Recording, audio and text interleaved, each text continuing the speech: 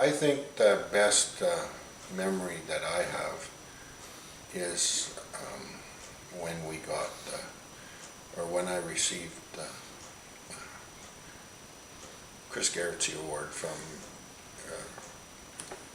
Jim Rigby.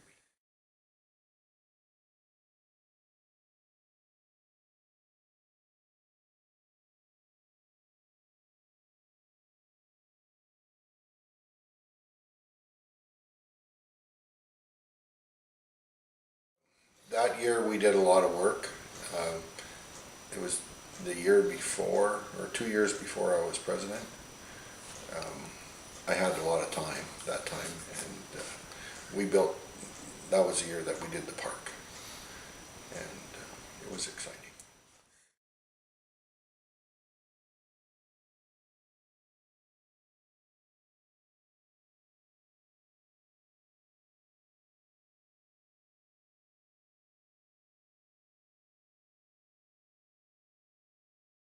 We built the gazebo, we put the fencing around the middle of the park, we removed and moved all the stones around, we put dirt in the middle, we reseeded, we made the park more accessible, we put in all the benches and tables, the extra benches and tables, and it was a very committed project by all the members of the club. We planted trees in the park and we planted vegetation.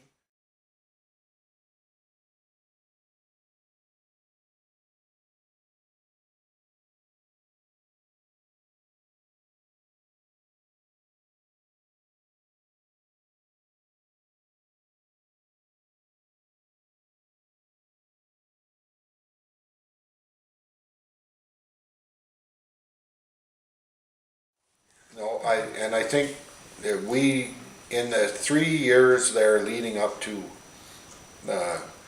when I was president, it was all hands-on work. We did cleanups, we planted trees, we worked in the park, and we did it with our own labor. After that, when we did the Rotary Playscape, it changed. And we was writing checks because we couldn't do it. It wasn't part of the mandate. When they built the skate park, it was put money in and do work, handwork. Rotary Park was all about getting people involved and doing barbecues and stuff so people would come.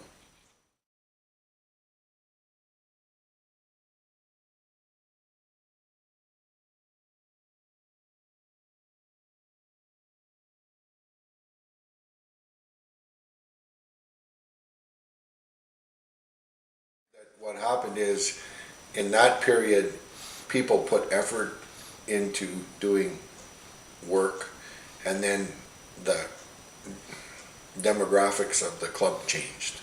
People got older, and there was not as much interest. It was easier to write checks.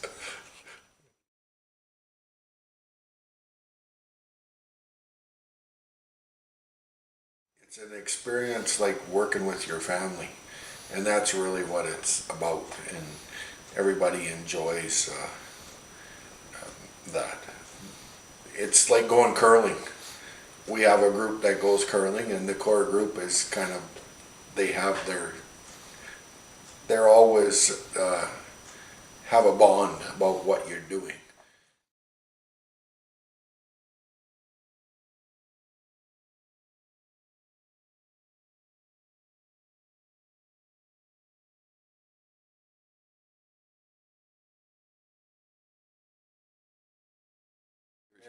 Came to the meeting and asked if we would partner with them in putting trees down Campsite Road.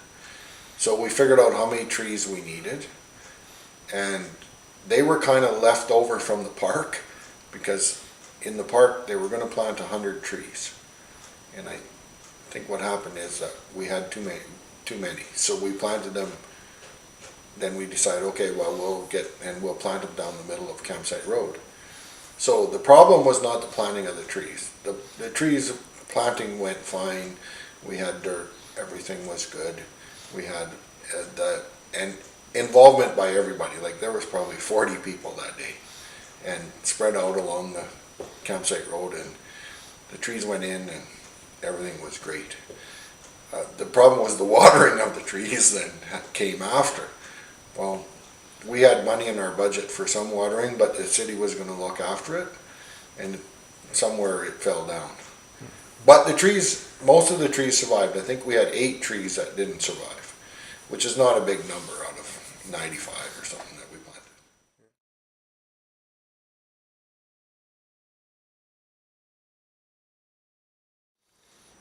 Construction industry is all about managing people, and that bringing that to a group is how you function.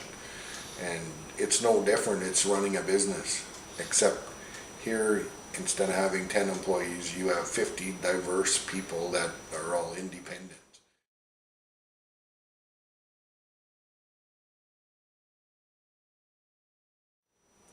You get a variety of perspective on different issues, and the issues become less important because you have expertise in the room about the issue, and you can have expertise from a legal point of view, you can have an accounting point of view, you can have the construction point of view, and it becomes a fit for the projects that we do.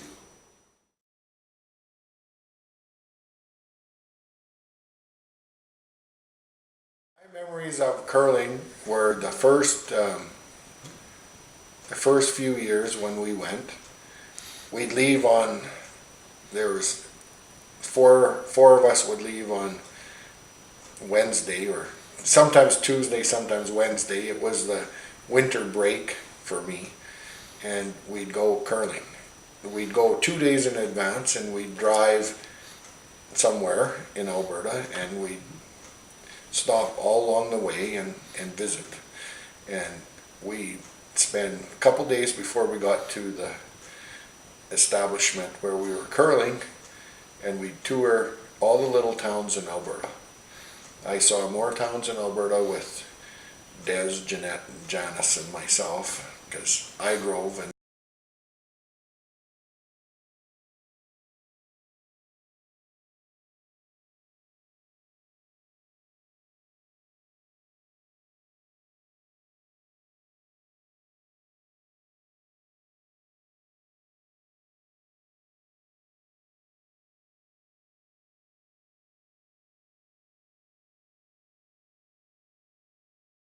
it's not about the curling, it's about the fellowship and the people that you meet. I know more people in Rotary from curling than I do from anything else. And you see them from all walks of life and all over in Alberta and BC. I think it's fantastic. I mean, we had, this is the things that stick out for me, is we've had one guy from Fort St. John that comes every year. He's been there to every bonspiel since it started. We've got that, like last year, Dawson Creek Club came. They went to one bonspiel, and they hosted the next year. You know, like that's kind of the things that happen. Or that was 2 years ago. It's great. It's fun, and everybody has a good time. And everybody, it's not about, you know, winning, which everybody's competitive, but not every team isn't as competitive as every other team. And stealing the door is part of Rotary, and when that carries on, I mean, Spruce Grove is probably the most famous team for stealing the door and not keeping it.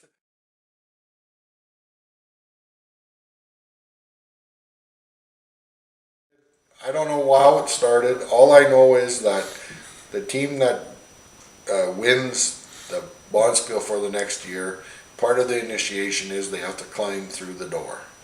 The door is a 2-foot square little door cut off, and then somebody tries to steal it and hold it from ransom, and they send postcards to the host club of the door from all over the world. Like, that's just what happens. It's more camaraderie than it is anything else.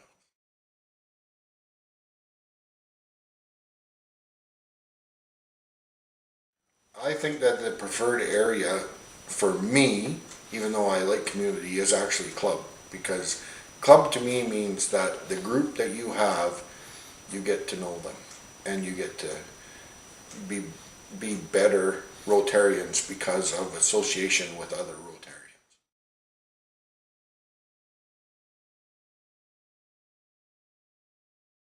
The first thing that we have to do, and you're doing a good job of this, is promote Rotary in the community.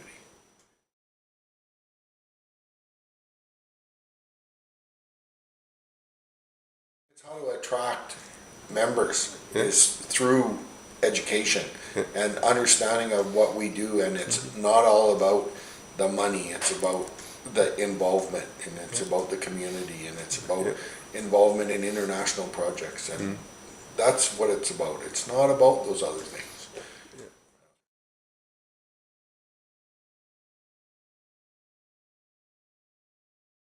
The second thing that we have to do is we have to develop a sustainable project that will sustain the club, and eventually our auction is going to fizzle.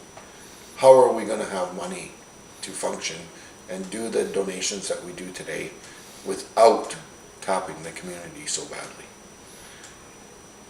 I think, you know, a senior center or a Rotary building or something to that neighborhood has to come into effect.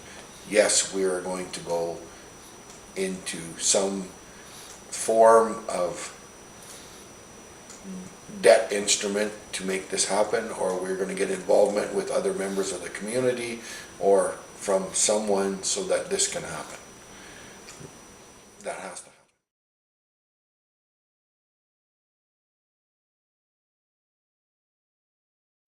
I think we have to also get involved in international projects, hands-on international projects.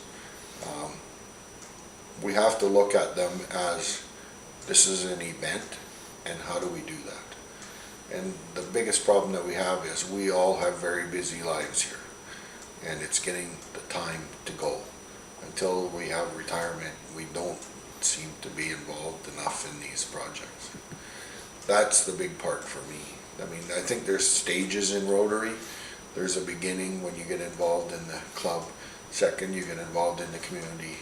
Third, you get involved in the district stuff. And then fourth, you get involved in the international stuff.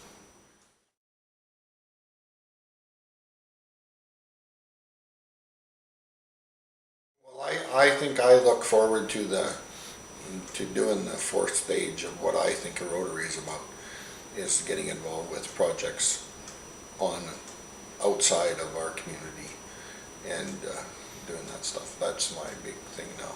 Is how do I move from where I'm at to the next stage?